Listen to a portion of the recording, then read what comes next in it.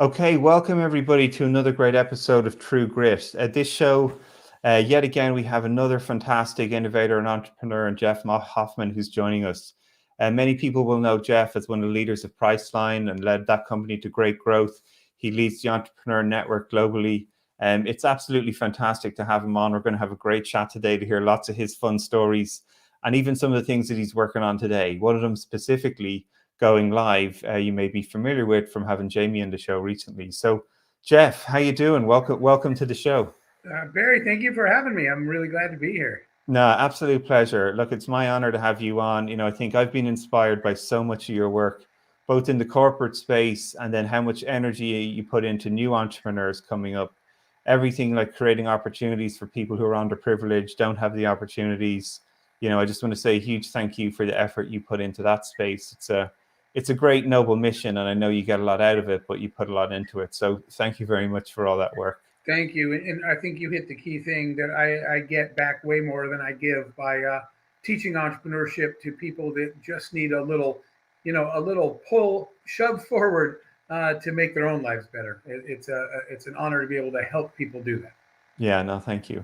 So, the purpose of this show is about true grit, right? And it's helping a lot of these entrepreneurs sort of get through a lot of these breakthroughs or challenges that they're facing. And, I think a lot of the media often is sort of glamorizes the life of entrepreneurs. You wake up in the morning, you go for a jog, you trip over a stone, and you start Priceline, right? That's how it happened. Is that exactly what it So it was? always happens. It never takes more than 10 minutes to become successful. Exactly, So I think what we love on this show is demystifying like actually what's involved, right? The hardships that people have to face, the tough decisions they have to push through to actually get through to the other side.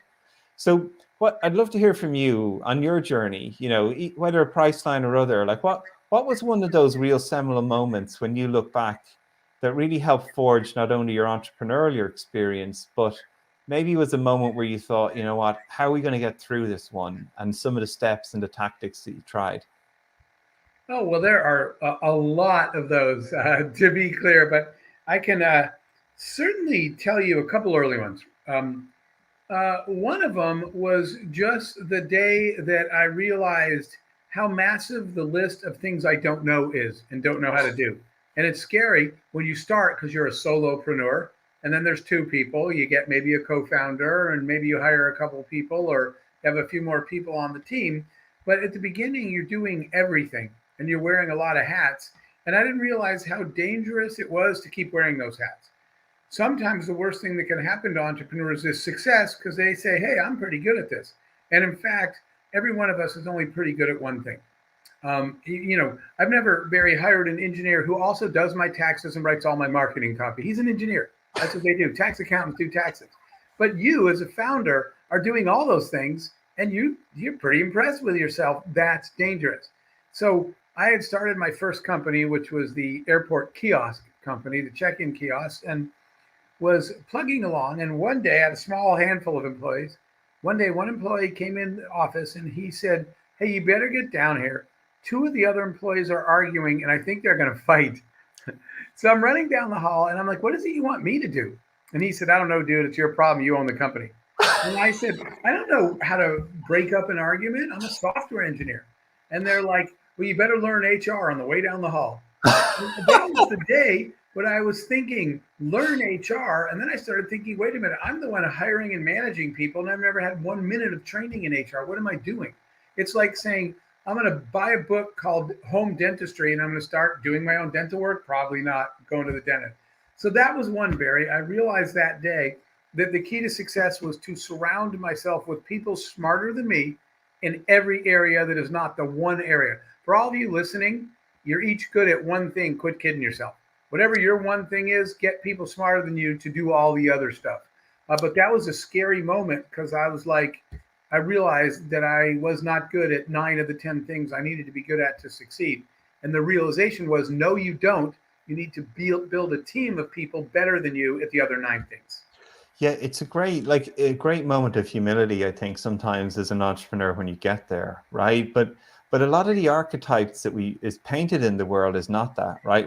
There's almost like this elevation of the character that knew it all, and you have to have all the answers, or whenever there's an open question, you have to be the first one to respond. Like there's this Exactly. conditioning that starts to happen, right? So how did you sort of help yourself recognize that breakthrough? What were some of the things, like, which is great advice to always look for smarter people in different aspects to like lift the bar of the whole team. But it's sometimes hard, like ego gets in the way, Yeah, right? the The ego. conditioning around us is sort of against that flow. Like what helped you sort of take that first few steps to sort of go down that path? You said the key word, Barry. It's ego. Ego is the enemy of success, especially for successful entrepreneurs, for leaders, right? Leaders think that their job is to create followers. I'm the boss. I tell people what to do. Real leaders create other leaders, not followers. And I didn't realize that, but I can tell you the day because my degree is software engineering, computer science. I am with my team writing code, with the rest of the team writing code. We're a small tech startup. And all of a sudden, I look up and all my tech people are staring at me. And I was like, guys, what is going on here? And then they all look at Robert. Robert was the genius, right? The rock star developer I hired. They all look at him because clearly they planned something. And I said, Robert, what's going on? And they're like, yeah, Jeff, we're going to need you to back away from the keyboard. And I was like, we need back away from the keyboard. And he's like, you need to stop writing code. I said, oh, why? And he said, because you're the worst developer in the company. I said, okay, I'm the CEO, I'm the founder, it's my idea, and I hired all you guys. And he said, and yet somehow you still suck at this, right? And I said, I have the same degree as you. We all got degrees in software engineering and computer science. And he said, and somehow we're all really good at this and you're not. And so I said, show me. So they started showing me my code versus everybody else's. And I was like stunned and depressed. And he said, so again, we kindly request that you never write another line of code as long as you live. And it was a tough moment. And I was like, what do you guys want me to do? And they said, go figure out what the word marketing means, because none of us know that. And we're almost finished with the product. And so it turned out that when I dug into marketing, I found something I could do well. But that experience made me start to realize that I need a Robert, a rock star in every functional area except the one that I was good at. But I don't think if I'd had that humbling moment, I wouldn't have thought it through so deeply. I might have continued on creating mediocrity instead of letting Robert create greatness. And sometimes he would say, do you want me to explain this to you? And I'd say, no, dude, just keep doing what you're doing because I can't keep up with you. And I just want you to create your magic. That's true in every other area. Yeah, no, it's fantastic advice for folks. Like I'm with you on that too as well, right? I always say I trained as an engineer, but my greatest gift to the world was stopping writing code, right? But again, like there's something really for people to hear here, right? Like you were able to hear that message, right, and recognize where people are saying to you, like, you're great at something else. Maybe like we've got this. You go focus on another part of the business that actually needs your energy and your work and your focus. And I think that's really powerful, again, to be able to hear that, because a lot of people could hear it as a attack on their competency, Yep. rather than what does the company need. Right. That's again, really powerful sort of moment for people to hear that, right? It's because, especially when we're trained or we grew up in some discipline, or that's what we tie our identity to. When somebody tells you that that's not where you need to focus, that's a harsh message for folks to hear sometimes, right? So I think, again, it's a great way for people to think a little bit bigger than sometimes not just themselves, but what's going to make the company successful? Where can you focus your energy? How you can build a better business, rather than get sort of trapped in the ego of people saying, "Oh, you're not good at coding," and especially when your identity is tied to it. You're exactly right. And the thing that what changed for me was realizing that I don't care if you're the CEO or the founder. Your job is not to, quote, run the company. Your job is to assemble the winning team. So that means some of your time. I used to tell people, don't call me Friday because I won't be here. And they're like, where are you going to be? I said, I'm going to be out hunting for talent. Part of my job is to build a team of people that cover all the positions, not to think that I have to run the company all the time.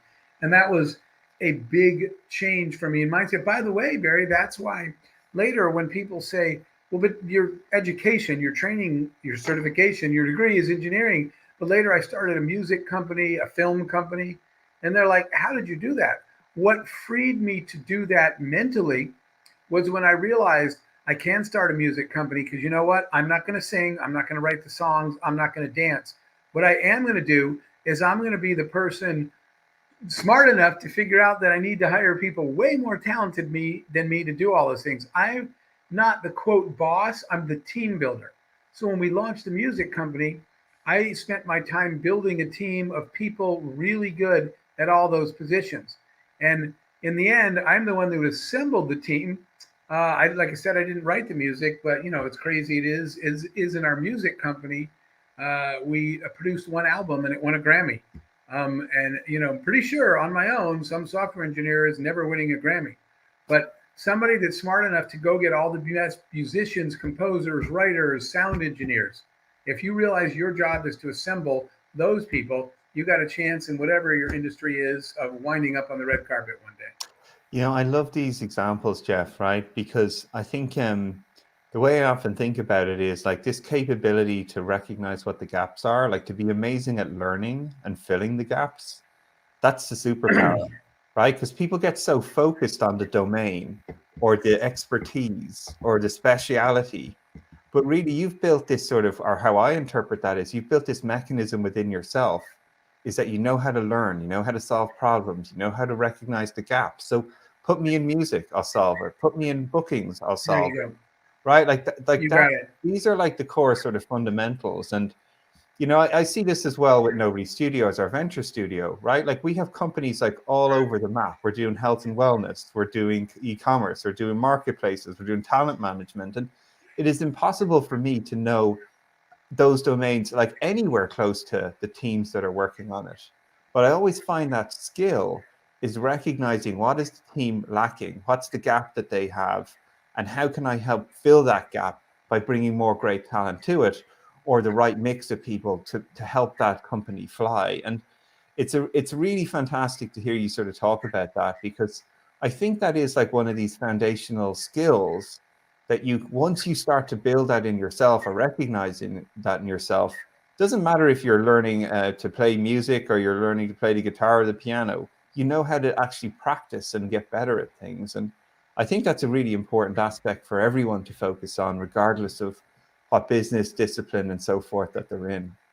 Totally agree with you. And, you know, I think you nailed it by saying that is the reason, that's the value add of a venture studio like yours, right? Is that you're not actually writing the code or writing the song for them. I You're would never do it to them. I right. You are wouldn't. teaching them, though, how to assemble, how to attract talent, how to manage, motivate, compensate talent, how to fund that whole operation. You're teaching them a core set of skills that will work for it. They are the fundamental skill set of entrepreneurship, regardless of what market you're in. Yeah, no, it's and it's fun, and I learn something about myself every day. Now, you're also doing something really fabulous, right? We had Jamie Smith on the show the other week, who's part of Going Public, and you're actually again the executive producer of this. So, so tell us a little bit about the show for people who aren't familiar with it, and what inspired you to sort of get into that space? Because again, I love the idea behind it. Sure, and I'm glad you had Jamie. She's a rock star. Um, so the idea, which was created by the team at Crush Capital, was to democratize investing by creating a show, Going Public, that is a Shark Tank-like show, except that the TV viewers get to invest in the companies, not the sharks. Why are you spending every week watching Mark Cuban get richer when you could be making the investment and you could be receiving the financial benefit of it? So that's what the show was created to do. Let the viewers invest. And, you know, there's two things you're going to learn watching our show, Going Public. As well as an executive producer, I'm also a mentor on the show with Jamie. And Jamie and I are teaching these companies how to scale massively. So when you watch the show, you'll learn what it takes to start a small business and grow it into a really big one. That's part of the show. And then the other side, our host, Lauren Simmons, will be teaching you how to make investments. If you're not a sophisticated or professional investor, even if you only have a tiny bit of money, she's going to help teach you what to consider when you want to invest your money and how to pick a good investment. So between that, we hope to bring on some more underrepresented founders into the public space and then show you how to grow companies and how to make good investment decisions. I'm really excited about our October 19th launch for going public. Yeah, no, I'm absolutely excited too. I think it's a fantastic move, right? Like, I just think we're in such an amazing time, explosion of entrepreneurism, decentralized type companies spinning up everywhere, like lowering the bar, right? Giving more people access to these opportunities, both from learning point of view and a wealth creation point of view, I think are phenomenal, right? Yep, you nailed it.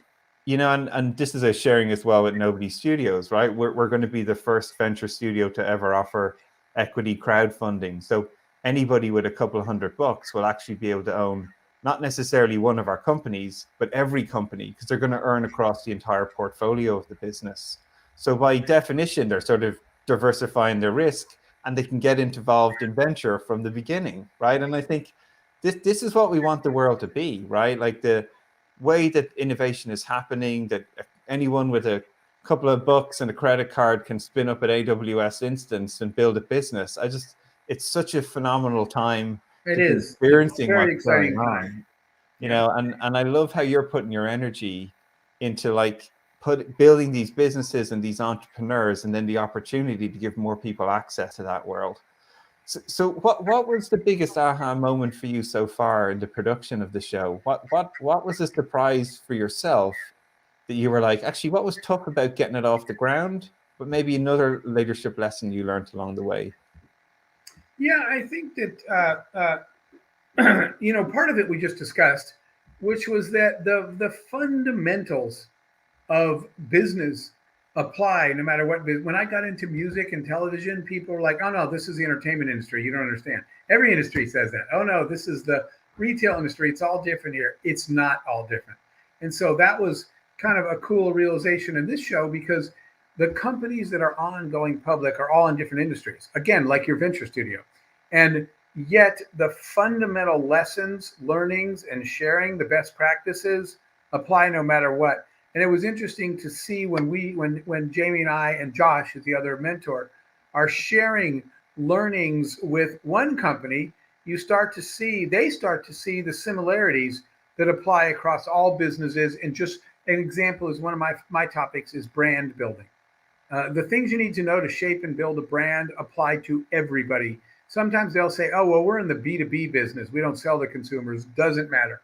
There's still a human being that has to recognize your brand and what it stands for. So I think it's been kind of reaffirming to realize that. And when you watch the show, you'll see that as we share these lessons, the companies start to converge towards the same realizations that a brand is important, as an example, and how to build a brand and how to narrowcast your message instead of broadcast your message, and a list of things like that. And then since we focus on underrepresented founders, really like the first company we picked is 2 minority females. And what I'm proud of in the show is the fact that the focus is all on the merit of your idea and your contributions as a human. And quickly people figure out it does not matter what you look like. Gender doesn't matter, race, ethnicity, age, none of it matters. A good idea is a good idea, and a good idea takes flight. So I think people will see that as they dig into it, that we focus on everything but on the merits of the idea, and has nothing to do with what the founders look like. Yeah, no, I love it, you know, and October 18th is coming up pretty soon, folks. So keep your diaries ready.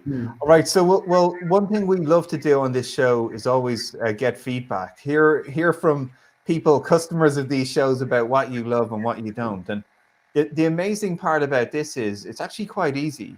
So before I ask Jeff, like, what's his one top lesson that he wants to share with entrepreneurs, you're going to give us a tiny bit of feedback. All you have to do is take out this device. It's called a phone.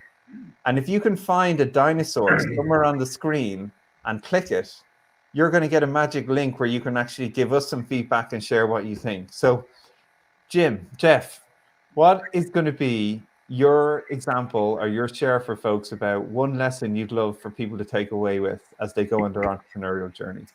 I think that in terms of that one lesson, it would be this: This is what served me the most as an entrepreneur, which is that great things actually do not happen in your office. They do not happen at your desk. They do not happen at home on your couch.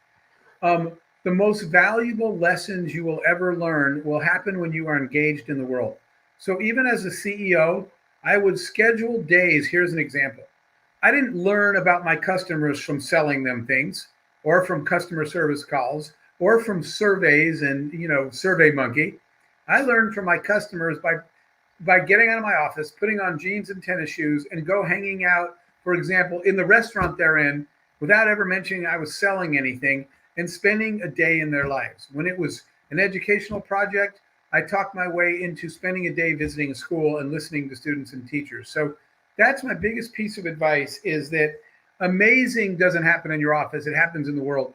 And by the way, that's also how our good product ideas came up, because we weren't in our office. We were sitting in the world listening to what people were stressing about, complaining about, and what they wish they had.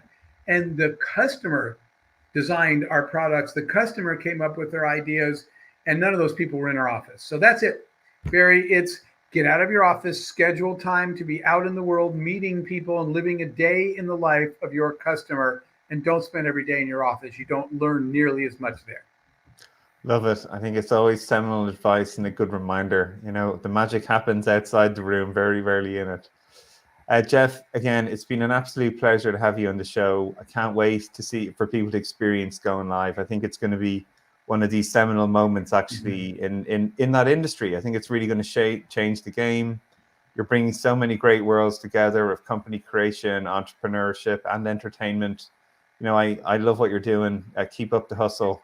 I'm excited to see not only what you're going to do from October 18th, but in the years ahead. So again, thanks for joining us, and I really appreciate sharing your knowledge with us all. Thank you so much for having me.